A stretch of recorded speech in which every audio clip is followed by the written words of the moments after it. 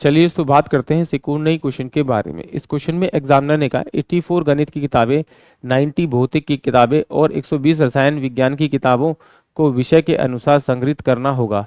प्रत्येक ढेर में कितनी किताबें होंगी ताकि प्रत्येक ढेर की ऊंचाई भी समान हो। तो चलिए आइए सॉल्व करते हैं इस एक और क्वेश्चन को।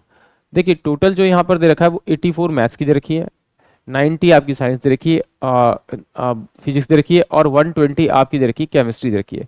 और एग्जामिनर पूछ रहा है कि उसे एक ढेरी में लगाया, मतलब समान समान ऊंचाई में उसको अरेंज किया है।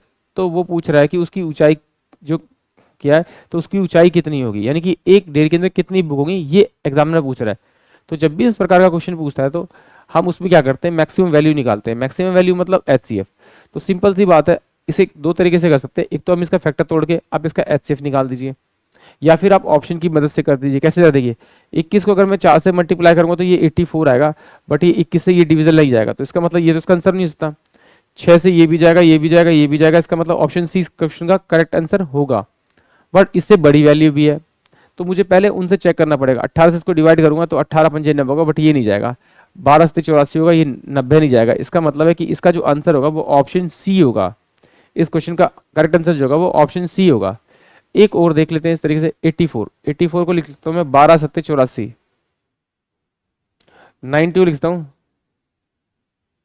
15 छिके 90, 120 को लिखता हूं मैं आपका 30 इंटू में आपका 4, तो इसको लिखता हूं मैं आपका आपका 6 इंटू में आपका 2 इंटू में आपका 7, तो ये आपका 5 इंटू में 3 इंटू में आपका 6, ये हो जाएगा 6 इंटू में 5 इंटू में आपका 4। अब देखिए इसमें से ऐसा कौन सा नंबर है जो सब में ही कॉमन आ रहा है, 1 2 और 3, यानी कि 6।